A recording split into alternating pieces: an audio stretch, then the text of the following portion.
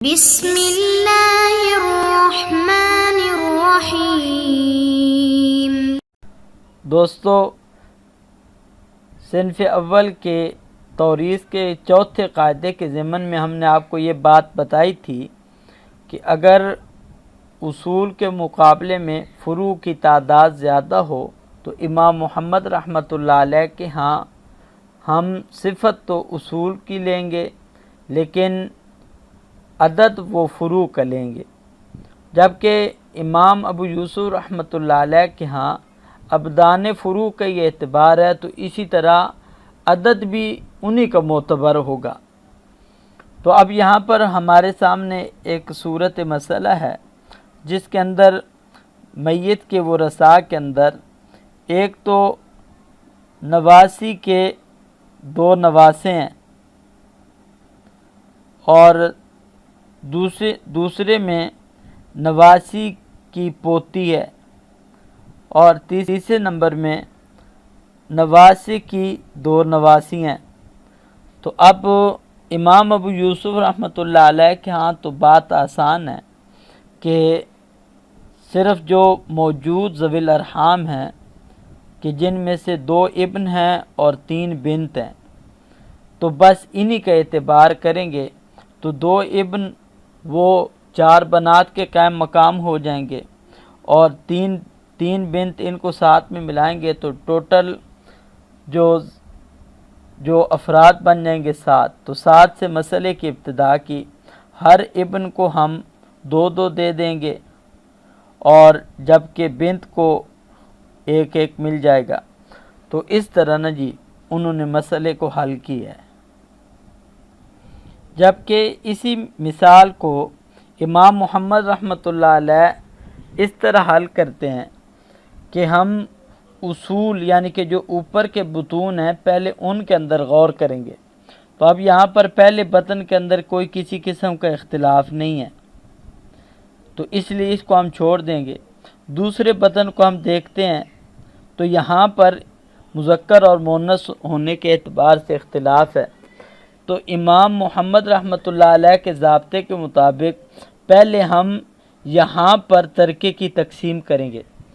تو لیکن ضابطہ یہ ہوگا کہ ترکے کی تقسیم کے اندر کہ ہم صفت تو اصل کی لیں گے اور جبکہ عدد جو ہوگا وہ فرع کا لیں گے۔ تو اب یہاں پر مثال کے طور پر بنت موجود ہے تو لیکن نیچے فرع کے اندر 2 ابن موجود ہیں، تو اب ہم اس بنت کو 2 بنت کے قائم مقام سمجھیں گے، اور اسی طرح یہاں پہ درمیان میں یہ بنت ہے اور نیچے بھی 1 ہی بنت ہے، تو اب ہم اس کو 1 ہی بنت شمار کریں گے۔ اور اسی طرح تیسرے وارث کے اندر کہ یہاں پر ابن موجود ہے اور نیچے اس کے ہم دیکھتے ہیں تو 2 بنت موجود ہیں، تو اب ہم گوئے کہ یہ سمجھیں گے کہ یہ 2 ابن ہیں۔ تو اب ہم گوئے کہ یہاں پر بھی ورثاء کی تعداد اس طرح ہو جائے گی کہ 2 ابن ہیں جو کہ 4 بنات کے قائم مقام ہو گئے اور باقی رہ گئیں 3 بنت ہو جائیں گی، تو 4 اور 3 7 سے ہم مسئلے کی ابتدا کریں گے اور 7 سے مسئلے کی ابتدا کریں گے اور پھر آگے تصحیح جو ہے وہ 28 سے کریں گے۔ تو ہم نے بھی اسی طرح 7 سے ابتدا کی اور یہاں پر الگ الگ طائفہ کر لیں گے، تو مؤنث کا الگ طائفہ کر لیں گے اور ابن کا الگ طائفہ کر لیں گے، تو اب 7 میں سے 3 تو مل جائیں گے بنات کے طائفے کو اور 4 مل جائیں گے وہ ابن والے طائفے کو۔ اب پھر اس کے بعد ہر طائفے کا جو حصہ ہے اس کو ہم نیچے منتقل کریں گے، تو اب یہاں پر 3 بنات کا جو حصہ ہے اس کو جب ہم نے نیچے منتقل کیا 3 کو، تو یہاں پر پھر آگے مذکر اور مؤنث کے اعتبار سے اختلاف ہو گیا، کیونکہ یہاں بنات کا جو طائفہ ہے اس کے نیچے بنت اور ابن الگ پائے جاتے ہیں، تو اب یہاں پر ہم اس بنت کا اعتبار کریں گے تو صفت تو اسی کی لیں گے لیکن عدد جو ہوگا وہ نیچے فرق ہوگا، تو گوئے کہ یہ 2 بنت بن جائیں گی۔ اور اسی طرح یہ ابن اس کی صفت کے اعتبار کریں گے اور عدد نیچے ایک ہی بنت ہے، تو اس لیے ہم اس کو ایک ہی ابن سمجھیں گے، تو گوئے کہ 2 بنت اور 1 ابن یہ 4 ہو گئے، اور 3 جو ہے وہ 4 پر پورا تقسیم نہیں ہو سکتا، تو اس لیے اب ہم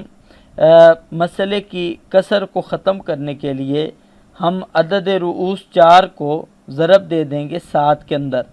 اور اس طرح ہمارے مسئلے کی ابتدا ہو جائے گی، تصحیح 28 سے ہو جائے گی، 7 4 بار 28۔ تو اب پھر اسی طرح بنات کے طائفے کو حصہ دیں گے تو 4 3 بار 12 ہو جائے گا، 12 میں سے 2 بنت کو 6 مل جائیں گے، اور جبکہ اس ابن کو بھی 6 مل جائیں گے، اور اسی طرح 4 4 بار 16، تو یہ جو دوسرے بطن کے اندر ابن ہے اس کو 16 مل جائیں گے۔ اب اس کے بعد انہی کا یہ جو حصہ ہوگا اس کو آگے ہم چوتھے بطن جو موجود ذوی الارحام ہیں ان کے اندر ہم منتقل کریں گے، تو ان کے اندر منتقل کریں گے تو اب بنت کے جو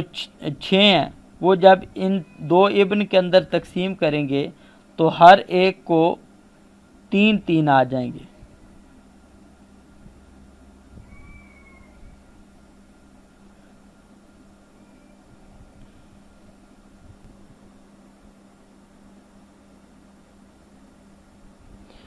اور اس ابن کے یہ 6 اس بنت کو منتقل ہو جائیں گے، اور اس طرف میں 16 تھے حصے، تو یہ اب 2 بنت کے درمیان جب ہم تقسیم کریں گے تو ہر ایک کو 8 8 آ جائیں گے۔ تو یہ اس طرح امام محمد رحمۃ اللہ علیہ یہ اصول میں صفت کے اعتبار کرتے ہیں اور فروع کی عدد کے اعتبار کرتے ہیں۔ دوستو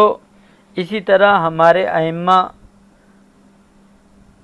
وہ صنف اول کے اندر جہاد کا بھی اعتبار کرتے ہیں۔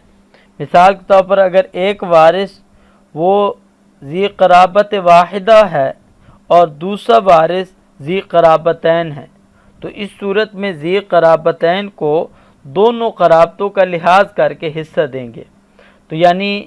ایک قرابت والے کے مقابلے میں 2 قرابت والے کو حصہ اس سے زیادہ ملے گا۔ جیسے مثال کے طور پر ہمارے پاس صورت مسئلہ ہے کہ میت کے ورثاء کے اندر ایک تو نواسی کا بیٹا ہے، دوسرے نمبر پہ کہ نواسی کی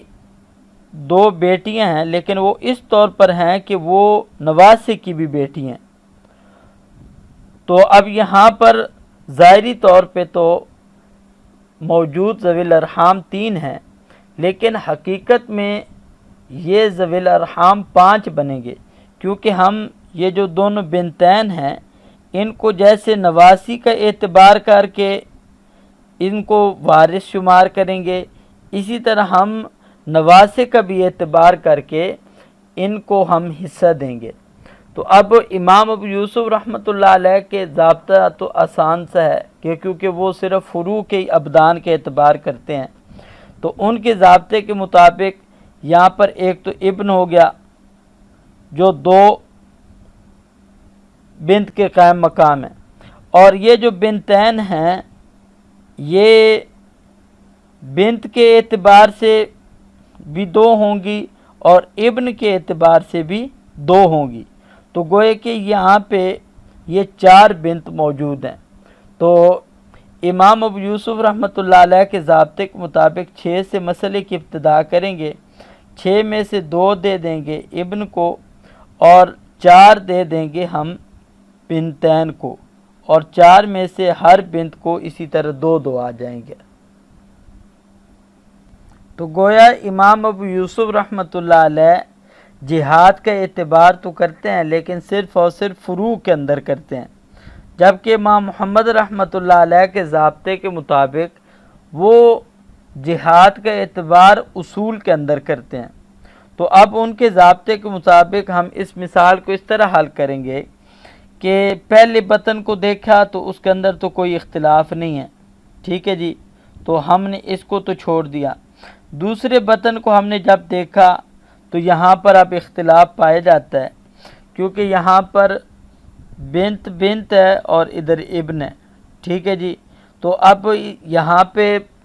گویا کہ اصول کے اندر مذکر مؤنث کے اعتبار سے اختلاف پایا جاتا ہے، تو اب ان کے ضابطے کے مطابق ہم یہاں پر صفت اصول کی لیں گے لیکن عدد فروع کا لیں گے۔ تو اب یہ جو پہلی بنت ہے یہ تو ایک ہی بنت شمار ہوگی، کیونکہ نیچے فرع بھی کیا ہے، وہ بھی ایک ہی ہے، اور یہ بنت جو ہے یہ کیونکہ نیچے ان کی فرع دو ہیں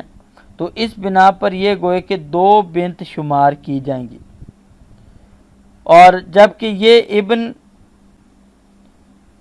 اس کو بھی ہم دو ابن شمار کریں گے، کیونکہ امام محمد صفت تو اصل کی لیتے ہیں اور نیچے کیونکہ بنتین موجود ہے تو گویا کہ یہ دو ابن کے قائم مقام ہوگا۔ تو اب گویا کہ امام محمد رحمۃ اللہ علیہ کے ضابطے کے مطابق یہاں پر 3 ہو جائیں گی بنات اور 2 ابن ہو جائیں گے، تو 2 ابن کو 4 بنات کے قائم مقام سمجھ کر ان کے ضابطے کے مطابق ہم 7 سے مسئلے کی ابتدا کر دیں گے، اور جب 7 سے ہم نے مسئلے کی ابتدا کی تو 7 میں سے جو بنات کے طائفے کو ہم الگ کریں گے تو ان کو مل جائیں گے 3، اور ابن کا جو طائفہ ہے اس کو مل جائیں گے 4۔ اب اس کے بعد نیچے فروع کی طرف ہم ان کے حصے کو منتقل کرتے ہیں، تو کیونکہ اس 3 کو جب ہم نیچے فروع کے اندر لاتے ہیں تو یہاں پر ایک تو ہمارے پاس ابن موجود ہے اور دوسری طرف 2 بنتین موجود ہیں، تو گویا کہ 4 بنات ہو جائیں گی، کیونکہ ایک ابن 2 بنتوں کے قائم مقام ہوگا، اور آپ کو پتہ ہے کہ 3 جو ہے وہ 4 پر پورا تقسیم نہیں ہوتا،